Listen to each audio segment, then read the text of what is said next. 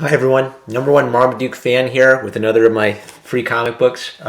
This one is issue 3 of a 4-part miniseries, Joni Thunder, aka Thunderbolt. Joni. Anyway, I recognized Dick Giordano's name right away from Neil Adams comics. He has been an inker for Neil Adams, and I didn't know this, but he was the functioning editor of DC Comics at the time this was published. This is from 1985. Wow. And my thought was, so I recognized him as an inker. He illustrated this whole book, this miniseries essentially. And my thoughts, when I was reading it, I just kind of enjoyed it. This wasn't like what I consider one of the all-time great artists back when I was young, but Giordano is definitely a strong illustrator. You know, he draws very beautiful men and women, and this was an entertaining book. You know, I grew up on kind of like 90s stuff that my dad or my brother would give me because I didn't live near a comic book shop. So now that I'm buying for myself, I'm looking at the 80s and 90s whenever I'm looking for something really good. That's just generally that's a good way of me knowing I won't get political garbage. So anyway, I thought this was kind of fun, this ad. The best 10 books of 1984, and they highlight the DC books. That's an interesting way of saying that Marvel got a whole bunch of spots in the top 10 too. 1, 2, 3, 4, 5, 6. Are these all? I don't know if John Sable or American Flag are Marvel titles. I'm letting my fake geek guy out here a little bit. Anyway, all right. So what I like about this character is that Joni Thunder's a tough girl, PI, 80s shoulder pad feminist, but her weakness is pretty interesting because when she becomes Thunderbolt, she's some Incan thunder god. Her body essentially she clonks out and she's very vulnerable. And this is so cheesy. They're hearkening to hard-boiled detective stories like the Maltese Falcon or Sam Spade, and so they'll quote Raymond Chandler at the beginning. And I loved Sherlock Holmes growing up. I think I read all the Sherlock Holmes stories, but I actually haven't read any Sam Spade, Maltese Falcon, hard-boiled detective stories. I like the Andrew Klavan podcast, and he recommends those a lot as kind of helping to create the American working class hero in crime stories. So those are the kinds of things I'd be interested to go read, but I actually don't know much about this genre.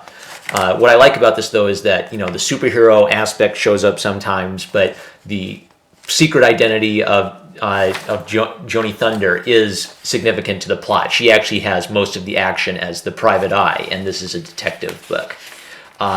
Giordano can draw expression, so it's not like a way over the top surprise expression here, but it conveys the idea. And then she says, "Don't confuse shock with grief, honey." Yes, correct expression for that emotion. Not grieving, but just genuinely surprised. And the most fun thing about this comic, if you can pick it up, is there's a character called Harrison Trump with a bright yellow haircut. And Trump was big by 1985, so I'm betting there's at least a good chance that this is supposed to be Daddy right here. Maybe a mix between Harrison Ford and Donald Trump, because he's got a bit of that Harrison Ford kind of roguishness, and they have that Han Solo, Princess Leia sort of love-hate relationship. And the bad guys are called the Glamazons, and they're like these giant, tall, muscular, what do you call them? Burlesque show girls. Can you tell it's 1980? The 1980s guys. Oh yeah, I love this. Find your way to the Newton's treasure chest. Oh boy, a maze. And now I what? Tree, alligator, Newton, trees, big Newtons. This isn't a maze. This isn't a maze. But I actually like how they have the what do you call it? The survey on the back of the ad, so that a kid could actually rip it out and send it in without destroying their comic. That's good page layout right there. Oh, and these two expressions right here. So I'm experimenting with having the camera on my desk, and now I'm realizing that it's hard to do close-ups with you guys, so I'm going to have to rethink that in future. But he redrew the expression here, and because of this, her expression is almost the same identical stern face, but redrawn. And Harrison Trump's expression changes very slightly from stern to an embarrassed smile. This is something that wouldn't work by copy-pasting, because it just reads as stiff and lifeless and dull. And this communicates something particularly about Harrison Trump's, but then even her having the same expression, stern, says something about her. She's keeping a stiff upper lip, but she isn't frozen in time as the world is moving along around her. So I guess just seeing Trump's name over and over again gives this a little added humor, sort of like the way that ISIS in the Archer series, it's so much funnier now that ISIS has been a thing than it was back then, or the famous Joker comic book where he's talking about having a boner all the time. Anyway, so this kind of burlesque showgirl, Red Nails, she's apparently a super genius, and she has built a weapon designed by Nikola Tesla, and she's going to use this statue carved from an Incan sacrificial stone to hold the city hostage. They're in Los Angeles? No. Yeah, they're in San Francisco is where this is set. So kind of to add to the detective vibe of everything. And they make a daring escape. Trump swings his way out, and Joni does some cool action girl stuff, swings, grabs the statue, they make a run for it.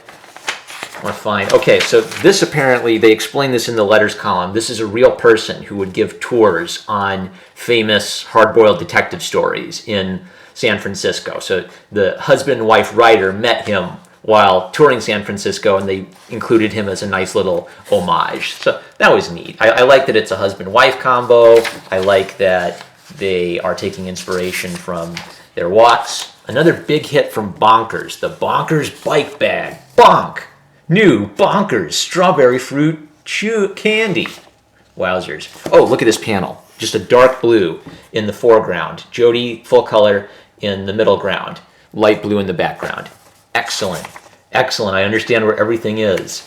Oh man, cross swords with champions. Enter the lost world of the warlord with Remco toys. Look how sweet that illustration is. He's got a hand-drawn sword and the light is gleaming off it. Thunder in the background, little drawings of each of the characters. Man, oh, I want drawings in my comic books. So then Joni makes a cool gambit that she figures if she goes into superhero mode and goes to fight Red Nails, then Harrison Trump will have to keep her safe because he's going to be in the same car as her and he's going to have to keep himself safe. And she finds out that she doesn't have the firepower to take down Red Nails in her giant lightning machine. And, there's some cool... Oh, I loved this. Guest, meanwhile. Ben Oda remembered. This is just a nice long letter about a letterer, Ben Oda. And they give you an idea of his work habits. They give you an idea of his personality and the kinds of comics he worked on. So this was inspiring and this was really sweet. It was really sweet to see them, remembering Ben Oda this way, and just hear the stories they told about him, I think are a testament to, being good work habits, being a diligent worker. Part of me was wondering, they joked about like always taking him for granted. Well, why didn't you give him a raise then? But I like seeing this. I like finding these kinds of inspiring things in the floppies that would probably never get included in, a trade paperback or graphic novel release of this. And then the letters columns was interesting. That's where I found out about, the Sam Spade, hard-boiled detective story influence. And they do a good job of, just being friendly, being chipper in their letters column, identifying, their sources of inspiration, kind of telling the fans who want to see this not just be a miniseries but go on why that's impractical. It's a decent little letters column. The biggest things I gleaned about it, I think, were probably the Ben Oda memorial, and just seeing some good inking, some good composition.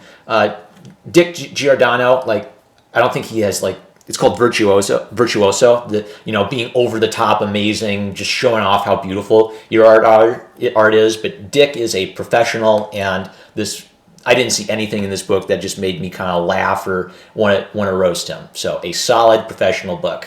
I enjoyed it. I'm #1 Marmaduke fan, guys. Catch you guys later, and I love you.